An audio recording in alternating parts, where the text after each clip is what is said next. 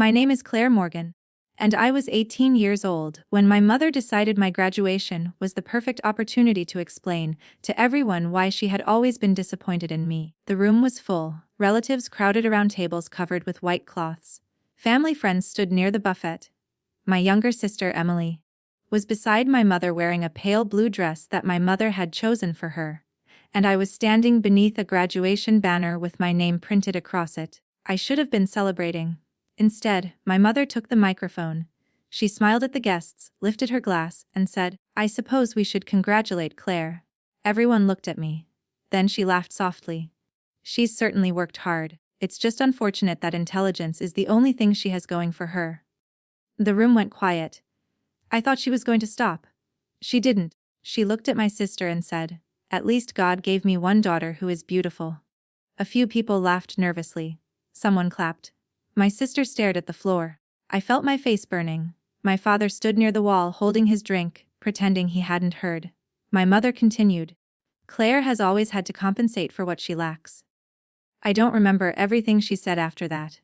I remember the laughter. I remember my aunt looking away. I remember my mother's smile. And I remember realizing that the woman who was supposed to be proud of me had just turned my biggest achievement into proof that I wasn't good enough. Have you ever had someone ruin a moment that was supposed to belong entirely to you? If you have, stay with me. Because this story isn't really about what my mother said that night. It's about what happened after I finally stopped trying to prove her wrong. When everyone went back to eating cake, I quietly walked into the small office behind the showroom. Our family owned a furniture store, and the graduation party was being held there after hours. I closed the door. Then I opened the envelope where I'd been keeping my savings from weekend shifts. I counted the money twice. $355, $355. That was everything I had. I looked at the old house key in my hand. For 18 years, I had believed that key meant I belonged somewhere. That night, I realized it only meant I could return to a place where I wasn't wanted. I put the key on the desk. Then I took my graduation card from my mother. It said only, "Congratulations, Claire." No message. "No, I'm proud of you." Nothing. I put it beside the key. Then I picked up my backpack. And I walked out. I didn't announce that I was leaving. I didn't scream. I didn't ask anyone to stop me. I simply walked through the front door with $355 and no idea what I was going to do next. By midnight, my mother was telling relatives that I had thrown a tantrum. By morning, she was calling me ungrateful. 3 days later, she told everyone I had abandoned my family. And 12 years later, she would discover that the daughter she called ugly had become the one person capable of exposing the secret she had spent years hiding. But I'm getting ahead of myself. The first night I took a bus to a city almost 4 hours away. The ticket cost $47. That left me with $3.08. I had no apartment, no job, no family member waiting for me. I didn't even have a proper plan. I only knew one thing: I couldn't go back. When I arrived, it was raining. The bus station was almost empty. I sat on a bench with my backpack between my feet and watched people leave with luggage, families, partners, and destinations. I had none of those things. Eventually, I found a 24-hour diner. I ordered the cheapest coffee they had and sat in the corner until sunrise. At around 6 in the morning, I saw a handwritten advertisement taped beside the counter. Room available. Female preferred. Weekly rent. I copied the number. The woman who answered was named Rosa. She had a small house with one spare bedroom and rules that sounded almost impossible. No smoking, no parties, no strangers. Rent paid every Friday. And no excuses. I told her I could pay for 1 week. She asked when I could start working. I told her immediately. She looked at my graduation clothes and laughed. "You look like someone who has never worked a day in her life." I smiled. "I have." She nodded. "Then prove it." That afternoon she gave me the room. It was tiny. There was a narrow bed, a second-hand dresser, and one window overlooking the neighbor's fence. I loved it. Because it was mine. Nobody compared me to my sister there. Nobody told me I was lucky to be tolerated. Nobody looked at my face and decided my worth. The next morning, I walked into a grocery warehouse and asked for work. They hired me for the night shift. I spent the next 6 months moving boxes, checking inventory, and sleeping during the day. It wasn't glamorous. But every Friday when I handed Rosa my rent, I felt something I had never felt in my mother's house: pride. Not because I was successful, because I was surviving without permission. Then my mother called. I almost didn't answer. When I did, she didn't ask where I was. She said, "Are you finished being dramatic?" I said nothing. She continued. Your father is embarrassed. I laughed quietly. Mom, you called me ugly in front of 30 people. You're too sensitive. That sentence hurt more than the insult. Because she didn't regret it. She believed the problem was that I had reacted. Then she said something I'll never forget. You'll come crawling back when reality teaches you what you're worth. I looked around my tiny room. My mattress. My second-hand lamp. My backpack. And the 126 I had managed to save. I said maybe. Then I hung up. That was the last conversation we had for almost 2 years. During those 2 years, I changed. Slowly, not dramatically. There was no magical moment when I suddenly became confident. I still hated photographs. I still compared myself to other women. Whenever someone complimented me, I wondered what they wanted. Whenever someone looked at me for too long, I assumed they were judging my appearance. My mother's voice had followed me. She wasn't physically there, but she lived in my head. You're not pretty. You're difficult. Your sister is the beautiful one. You need to compensate. Those sentences became invisible walls. Then one night at work, I found myself staring at an inventory report. A shipment had been entered incorrectly. I noticed 3 numbers that didn't match. My supervisor checked it. I was right. He asked how I caught it. I shrugged. I just noticed. He told me something that stayed with me. You're good at seeing what other people overlook. Nobody had ever described me that way. My mother had always told me what I lacked. My supervisor had noticed what I could do. That was the beginning. I enrolled in evening classes in business administration. I worked nights and studied during the day. It was exhausting. There were mornings when I fell asleep on textbooks. There were weeks when I lived almost entirely on instant noodles. But for the first time, I wasn't building a life around proving my mother wrong. I was building one around discovering who I was. At 21, I got an internship at a small financial services company. That's where I discovered something unexpected. I was extremely good at auditing records. I could look at a spreadsheet and immediately notice patterns. I could compare documents and find inconsistencies. I could trace transactions backward. My manager eventually started giving me difficult cases. I loved it. Numbers didn't care whether I was beautiful. Documents didn't care whether I was my mother's favorite daughter. Facts didn't care who was popular. Facts were simply facts. By 24, I had a full-time position. By 26, I was supervising a small compliance team. By 28, I had bought my first apartment. It wasn't huge. But when I turned the key in my own front door, I cried. Because 12 years earlier I had left home with 355. Now I had a home that belonged entirely to me. I never posted pictures of it online. I didn't want my mother to know. For years I had no contact with my family. Then, on my 29th birthday, a package arrived. Inside was an old photograph. My graduation, me standing beneath the banner. My sister beside my mother, everyone smiling. On the back my mother had written, "Some people never appreciate what they have." I threw the photograph into the trash. But I couldn't stop thinking about it. Why had she sent it? Then I noticed something. The envelope wasn't from my mother. It was from my father. There was a note. "Claire, I should have protected you." That was all. I didn't call him. Not then. But 3 months later he called me. His voice sounded older. He told me the furniture business was struggling. He said my mother had made some financial decisions that had become difficult to manage. I asked him why he was telling me. He said, "Because your name is involved." My stomach dropped. "What do you mean?" There was silence. Then he said, "Your mother used some old information." I immediately knew something was wrong. I requested my credit records. What I found changed everything. There were accounts I had never opened. A business credit application, a supplier agreement, a financing document, and on several pages was my name, Charlotte Morgan, my signature, my personal information.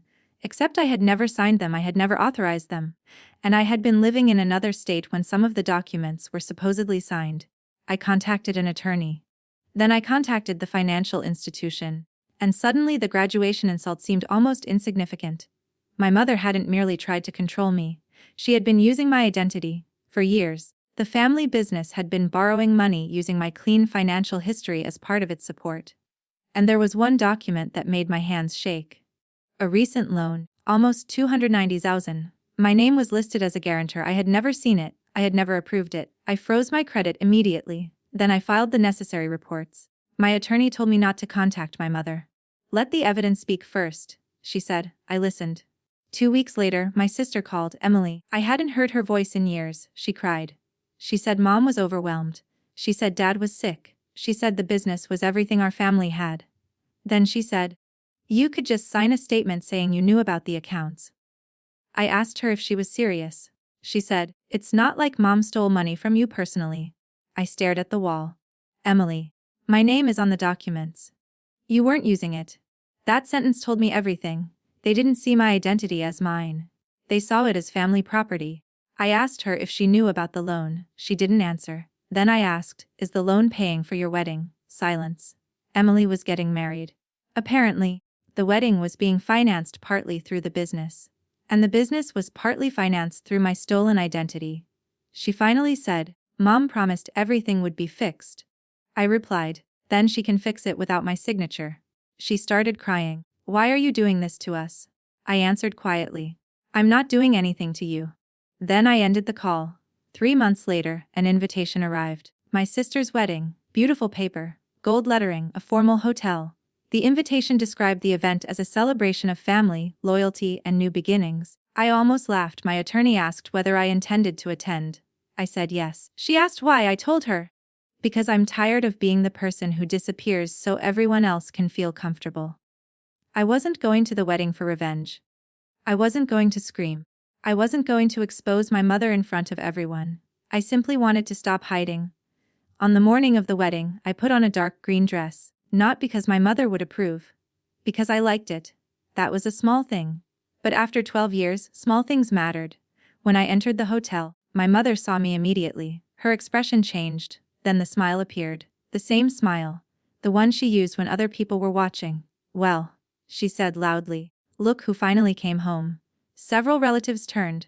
I smiled. "Hello, Mom." She looked me up and down. Very different from graduation. I knew exactly what she was doing.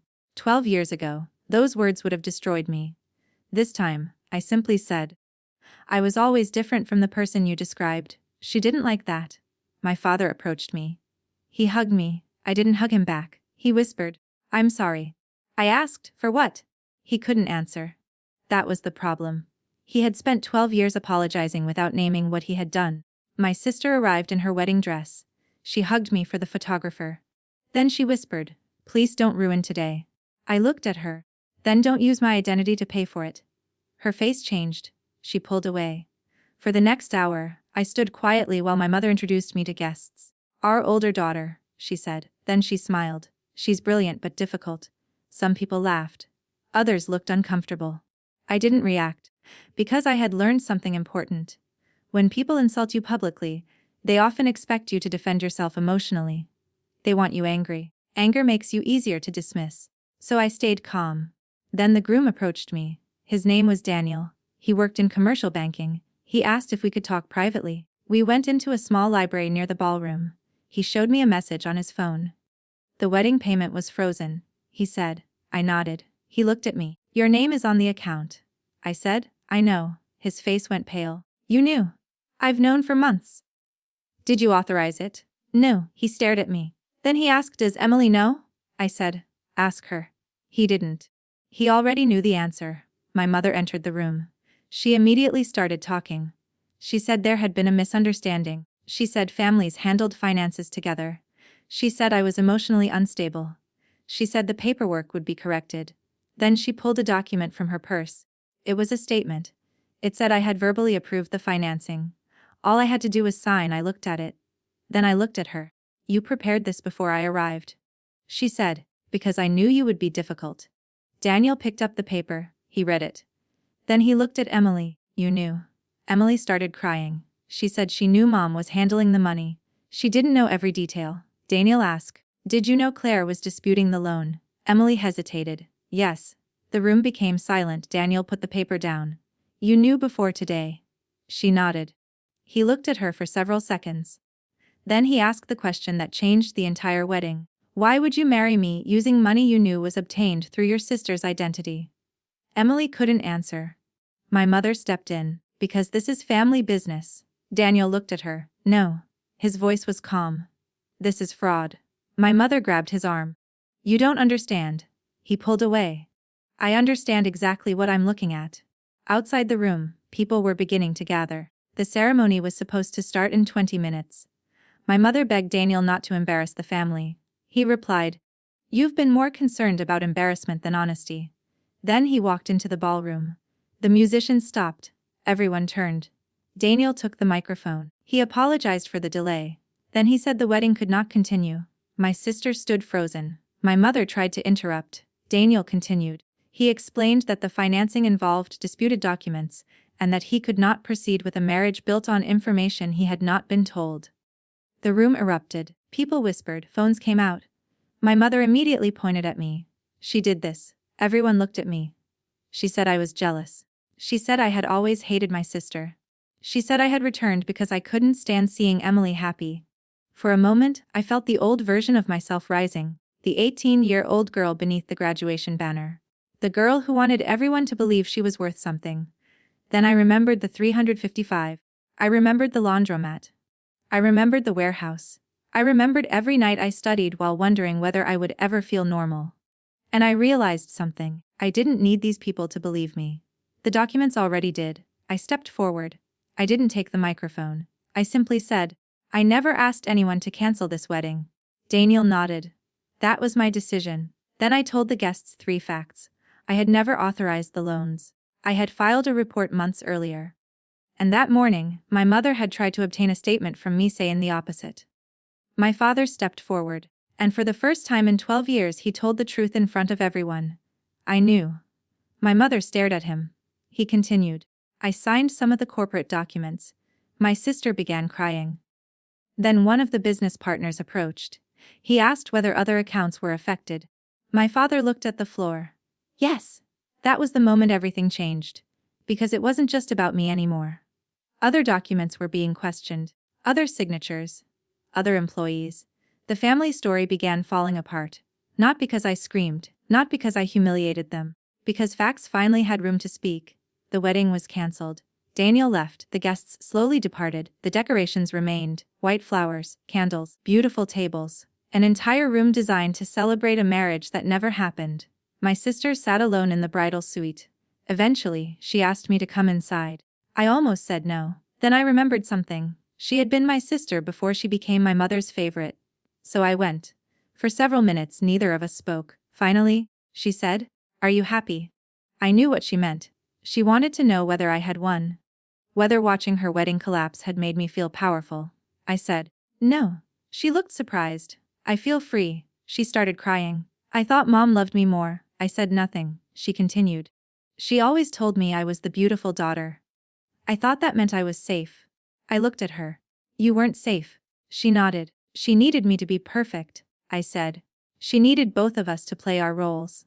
She asked whether I hated her. I told her the truth. "I hated what you participated in." Her face fell. "But I don't want to hate you." That distinction mattered. Over the following months, the investigation continued. The business collapsed. My mother had to sell the showroom. Several financial institutions reviewed the records. She eventually faced legal consequences. My father cooperated with investigators. He lost his position. My sister had to deal with the debts connected to the wedding and the business. There was no dramatic prison scene, no perfect revenge. Real consequences are rarely cinematic. They're paperwork, court dates, repayment plans, lawyers, lost businesses, broken trust, and years of rebuilding. My mother eventually sent me a letter. She didn't apologize. She wrote, "You destroyed your family." I read it once. Then I wrote back, "No, Mom." I stopped carrying it. That was the last letter I sent her. My father changed differently. He started taking responsibility. He wrote, "I protected myself from conflict by allowing you to be hurt." That was the first honest sentence he had ever written to me. I didn't immediately forgive him. Forgiveness isn't a switch.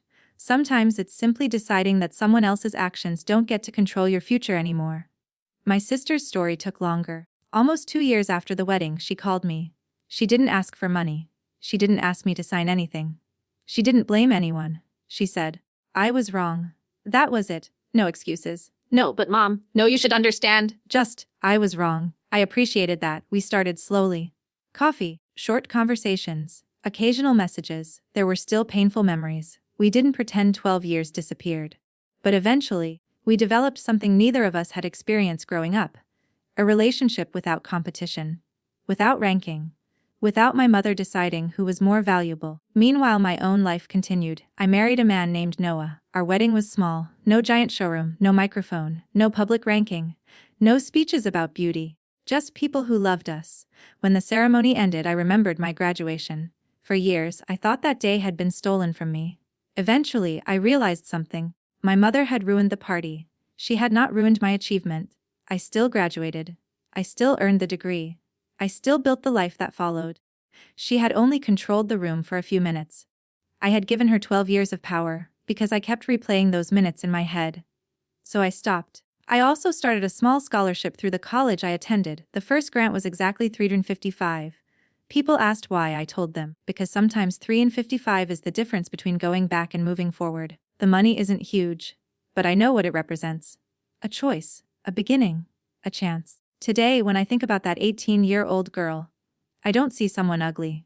I don't see someone weak. I don't see a daughter who ran away. I see someone who had $355 and enough courage to leave a place that was hurting her. She didn't know what would happen. She didn't know she'd build a career. She didn't know she'd own a home. She didn't know she'd meet someone who loved her without comparing her to anyone. She didn't know she'd eventually understand that her mother's opinion wasn't a prophecy. It was simply an opinion. A cruel one. But still only an opinion. My mother taught me to believe beauty determined value.